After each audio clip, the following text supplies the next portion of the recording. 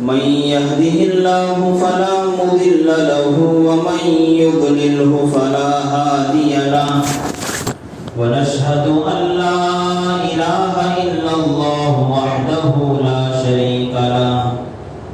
ونشهد أن سيدنا ومولانا محمدا عبده ورسوله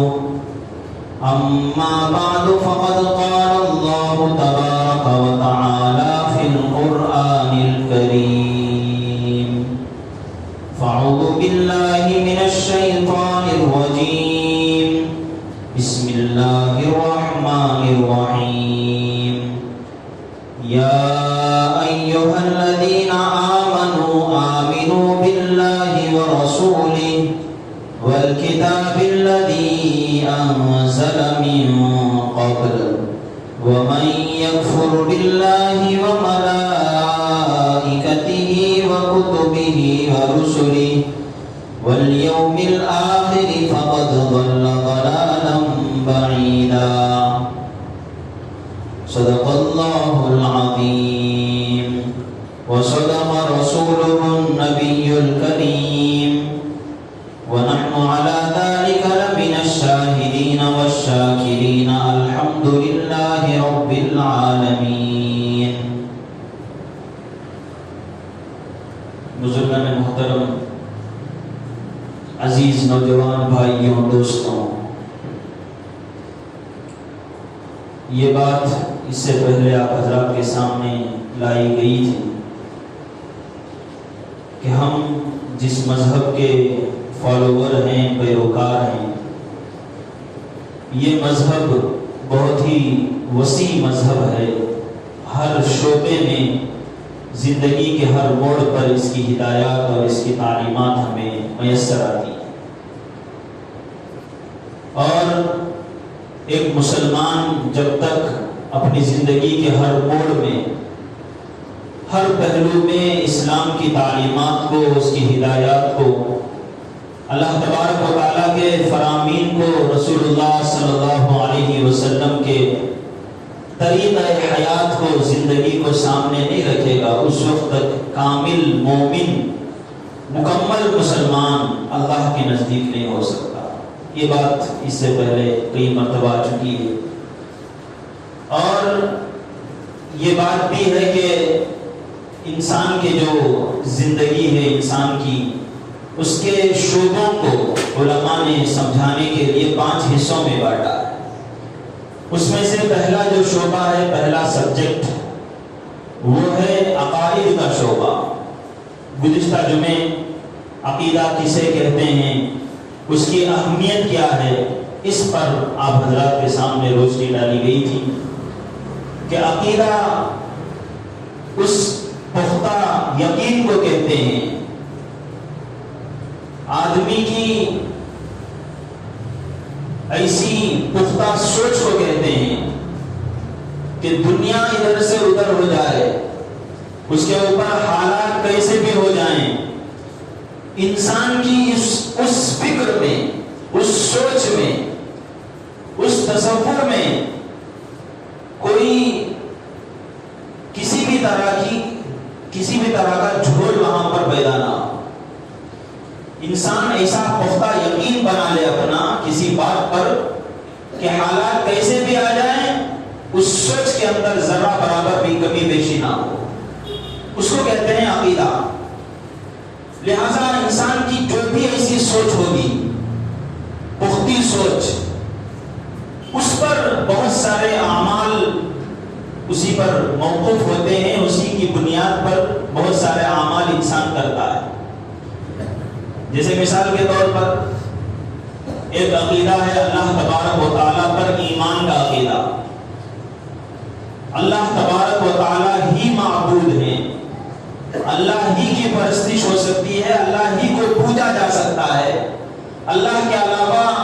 دنیا میں کوئی ایسی چیز نہیں ہے، کوئی ایسی ذات نہیں ہے، خواہ وہ انبیاء کی ذات ہو، اولیاء کی ذات ہو، کہ جس کے سامنے اللہ کی عبادت کرنے کی طرح کسی کی عبادت کی جائے. یہ ایک سوچ ہے، یہ ایک پختہ یقین آدمی کو ہونا چاہیے. اس پر جو بھی اعمال ہوں گے آدمی کے ایمان پر، وہ اب اس کے اوپر بنیاد رکھتے ہوئے وہ چیزیں، وہ اعمال وجود پائیں گے، اور انسان انہی پر، اسی سوچ کو بنیاد بنا کر عمل کرتا جائے گا۔ اس کے سامنے کوئی نفع دینے والی ذات آ جائے، کوئی نقصان پہنچانے والی ذات آ جائے، بظاہر وہ محسوس کرے گا کہ مجھے یہاں سے نفع پہنچ رہا ہے یا یہاں سے مجھے نقصان کا سامنا کرنا پڑ رہا ہے، لیکن اس کی سوچ چونکہ بنی ہوئی ہے کہ یہ سب کچھ اللہ کے ہاتھ میں ہے، تو اس پختہ یقین کی وجہ سے ظاہری طور پر کسی سے نفع پہنچتا ہو، نقصان پہنچتا ہو، لیکن وہ اس کا کنیکشن اللہ تبارک و تعالیٰ ہی سے جوڑے گا۔ تو عقیدہ کہتے ہیں اس پختہ یقین کو، اس پختہ خیال کو، اس یقین کو، اس شخص، اس مضبوط سوچ کو کہ اس کے سامنے کیسی بھی بات آ جائے وہ اس یقینی سوچ سے مزمحل نہ ہو، وہاں سے اس کے پیر نہ ہٹیں، کیسا بھی خیال، کیسے بھی حالات سامنے آ جائیں، ملکی حالات ہوں، بین الاقوامی حالات ہوں، گھریلو حالات ہوں اور محلے کے حالات ہوں، کسی بھی طرح کے کوئی احوال آ جائیں، اس سوچ کو وہ ہلا نہ سکے۔ ایسی جو سوچ ہوگی اس کو کہتے ہیں عقیدہ، اس کو کہتے ہیں ایمان۔ اور ان عقائد میں سب سے بنیادی عقیدہ ہمارا اللہ تبارک و تعالیٰ کی توحید کا عقیدہ ہے، اللہ کو ایک سمجھنے کا، ونس آف گاڈ ہونے کا۔ یہ اگر عقیدہ آدمی کا پختہ ہو جائے، بلکہ ایسا ہونا چاہیے اس کا یہ عقیدہ کہ سامنے کیسے بھی احوال آ جائیں، کوئی تلوار اٹھا کر گردن پر رکھ دے، یا کوئی اس کے گھر والوں کو تحقیق کرنے کی اگر کوشش کرے اور یہ کہے کہ تم مان لے کہ اللہ کے علاوہ اور بھی کوئی معبود ہے، تو اس کے خیال میں، اس کے سوچ میں ذرا برابر بھی کمی نہیں آنی چاہیے۔ جیسے سوچ اسے اللہ کے ایک ہونے کی تھی، سب سے سب حالات آنے کے وقت بھی وہ سوچ ویسی ہی رہے۔ اس کو کہتے ہیں ایمان، اس کو کہتے ہیں عقیدہ۔ تو سب سے پہلی چیز جو ہمارے دین کے اندر سب سے اہم ہے اور عقائد میں بھی ایک بنیادی چیز ہے، وہ ہے اللہ تبارک و تعالیٰ کے ایک ہونے کا عقیدہ، ونس آف گاڈ کا عقیدہ، کہ اللہ اپنی ذات میں ایک ہے، اللہ کے علاوہ کوئی ایسی ذات نہیں ہے کہ جس سے کچھ ہو سکتا ہو۔ لہذا اللہ تبارک و تعالیٰ کی ذات کو ایک ماننے کے بعد اب نمبر آتا ہے اللہ کے جو خصوصی کمالات ہیں، جو اللہ کے ساتھ خاص کوالٹیز ہیں اللہ تبارک و تعالیٰ کی، ان کو بھی ہمیں ایک سمجھنا چاہیے۔ اللہ کو یہ جو توحید کا عقیدہ ہے، ہم کلمہ طیبہ میں پڑھتے ہیں لا الہ الا اللہ، اور کلمہ طیبہ میں ہم یہ بھی پڑھتے ہیں، کلمہ شہادت میں بھی پڑھتے ہیں اشہد ان لا الہ الا اللہ، کہ اللہ کے علاوہ کوئی معبود نہیں، یعنی کوئی ایسا ہے ہی نہیں کہ جس کے سامنے میں جا کر جھکوں، کوئی ایسا ہے ہی نہیں جس کے سامنے میں اپنی پیشانی کو ٹیکوں، کوئی ایسا ہے ہی نہیں کہ جس کے لیے میں اپنی کوئی عبادت انجام دوں۔ ایسا خیال آدمی کا ہونا چاہیے، مسلمان کا ہونا چاہیے۔ اور حیرت اس بات کی ہے کہ ہم اگرچہ زبان سے کہتے ہیں کہ ہم اللہ تبارک و تعالیٰ کو مانتے ہیں، اللہ پر یقین رکھتے ہیں، لیکن پھر بھی ہمارا وہ خیال ایسا نہیں ہوتا جیسا ہونا چاہیے۔ اسی لیے قرآن کریم کے اندر اللہ تبارک و تعالیٰ نے ایک جگہ ارشاد فرمایا، ایمان والوں سے ارشاد فرمایا، غیروں سے نہیں فرمایا، کفار اور مشرکین سے جو اللہ کو نہیں مانتے یا اللہ کے علاوہ اور کسی کو مانتے ہیں ان سے نہیں فرمایا، مسلمانوں سے ڈائریکٹ اللہ نے خطاب فرمایا، کہا یا ایھا الذین آمنوا آمنو، اے ایمان والوں جو اللہ کو مانتے ہیں، آمنو ایسے ایمان لاؤ جیسے کہ ایمان لانے کا حق۔ ہم تو کہہ رہے ہیں کہ ہم ایمان والے ہیں، ایمان ہمارے دل کے اندر ہے،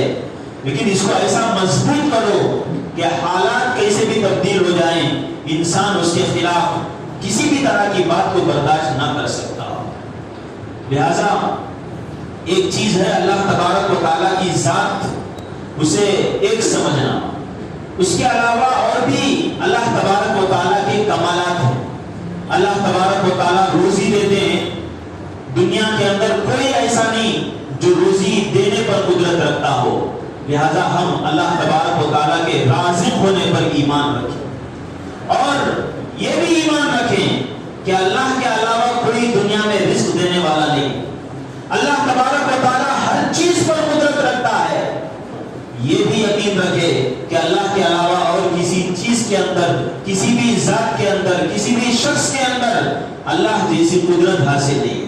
ایک آدمی اللہ تبارک و تعالیٰ کو خالق ہونے کو مانتا ہو کہ اللہ تبارک و تعالیٰ ہی پیدا کرنے والی ذات ہے, اس کے ساتھ یہ بھی اس کا خیال پختہ ہونا چاہیے کہ اللہ کے علاوہ کسی کے اندر کسی کو پیدا کرنے کی صلاحیت نہیں ہے, خواہ وہ کتنا بھی بڑا رسول ہو جائے, کتنا بھی بڑا نبی ہو جائے, کتنا بھی بڑا ولی ہو جائے.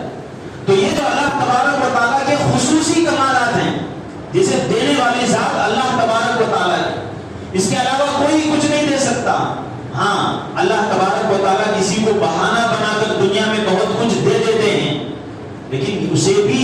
دینے والی ذات, اس طرف دل کو مائل کرنے والی ذات, یہ بھی اللہ تبارک و تعالیٰ ہی کی ذات ہوتی ہے.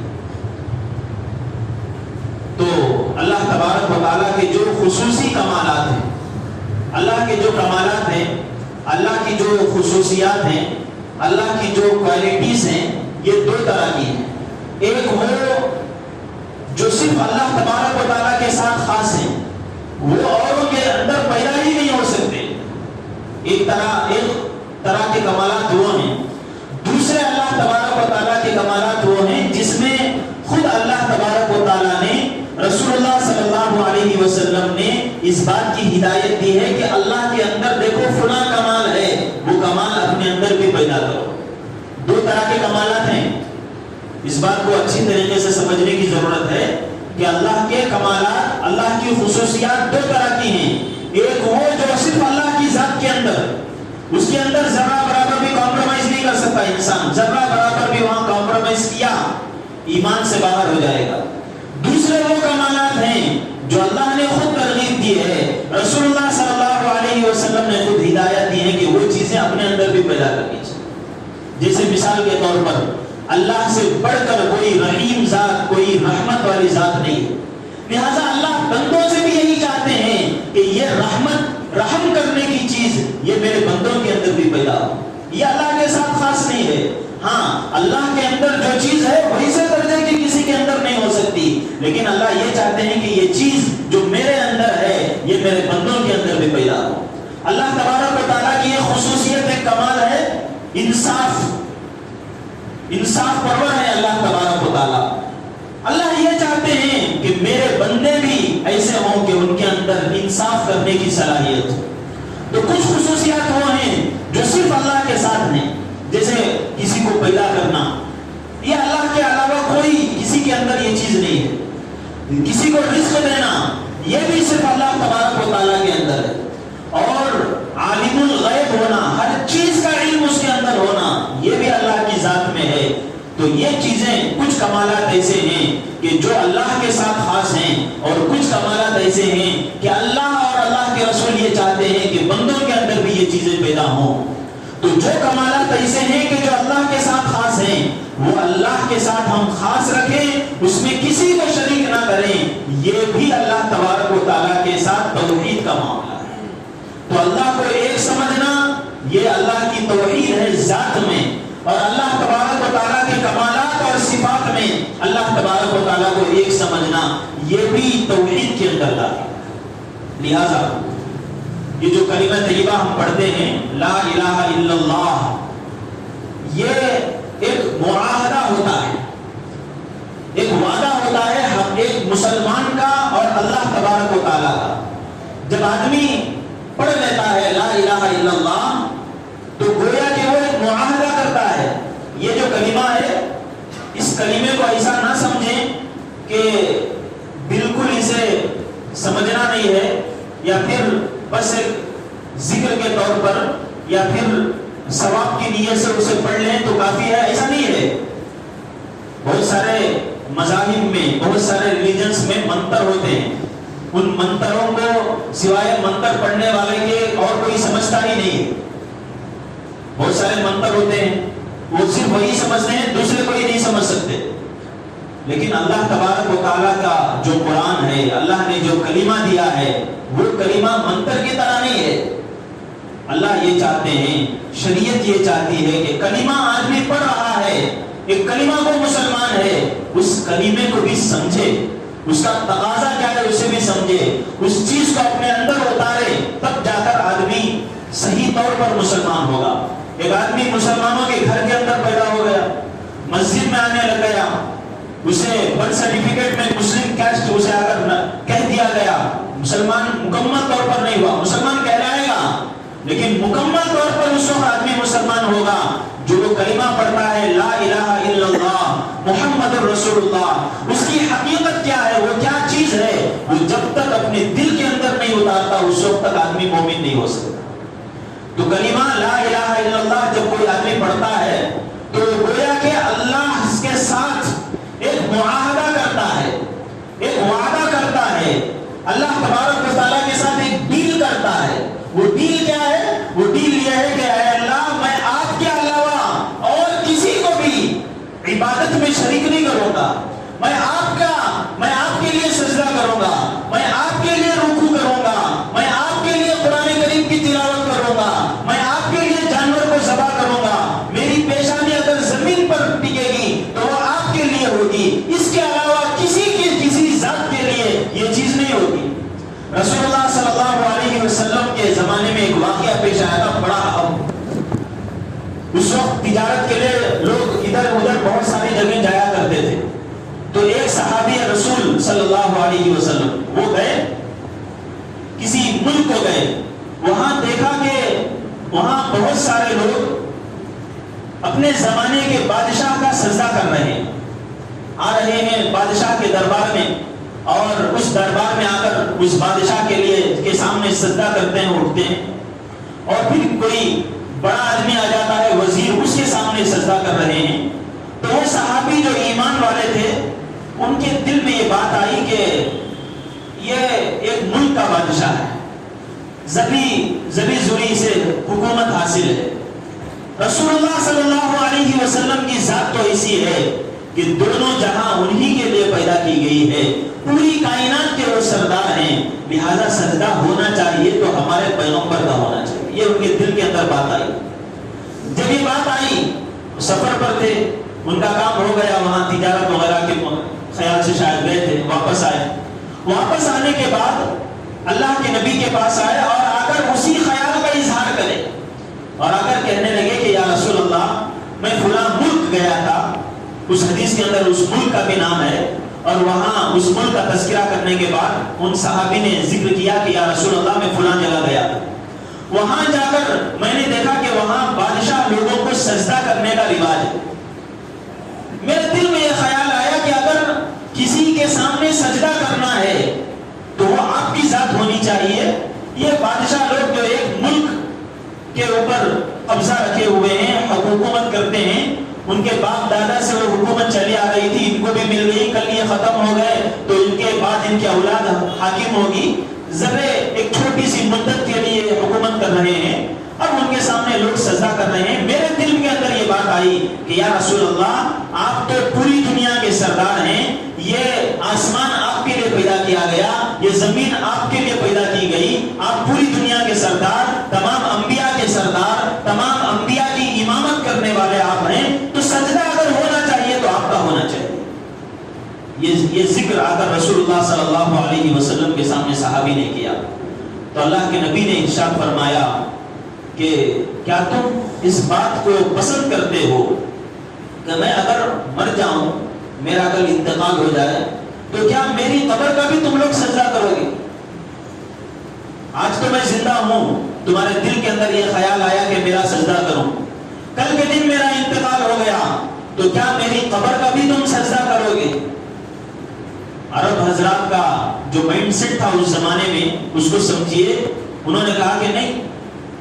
آپ مر جائیں گے تو آپ کا سجدہ کیوں کریں گے؟ تو صحابی نے یہی کہا اگر آپ کا انتقال ہو گیا، آپ کی قبر بن گئی تو آپ کا سجدہ ہم اس وقت کیوں کریں گے؟ آپ تو ہو گئے اللہ تبارک و تعالیٰ کے پاس، اب آپ کا کوئی اختیار دنیا میں نہیں۔ تو اللہ کے نبی صلی اللہ علیہ وسلم نے ارشاد فرمایا کہ سجدہ اگر کسی کا ہو سکتا ہے تو وہ اللہ ہی کا ہو سکتا ہے۔ اور پھر اس کے بعد یہ بات بھی اللہ کے نبی نے ارشاد فرمائی کہ اگر سجدہ کرنا کسی کو جائز ہوتا، اگر سجدہ کرنا کسی کے لیے جائز ہوتا، اگر اللہ اجازت دیتے تو میں یہ حکم دیتا بیوی کو کہ وہ اپنے شوہر کا سجدہ کرے، لیکن چونکہ سجدہ کرنا کسی نبی کو سجدہ کرنے کی بھی اجازت نہیں، نہ زندہ نبی کو نہ سجدہ کرنے کی اجازت ہے، نہ انتقال کیے ہوئے نبی کو سجدہ کرنے کی اجازت ہے، نہ کسی ولی کو سجدہ کرنے کی اجازت ہے زندہ ولی کو، نہ کسی مردہ ولی کو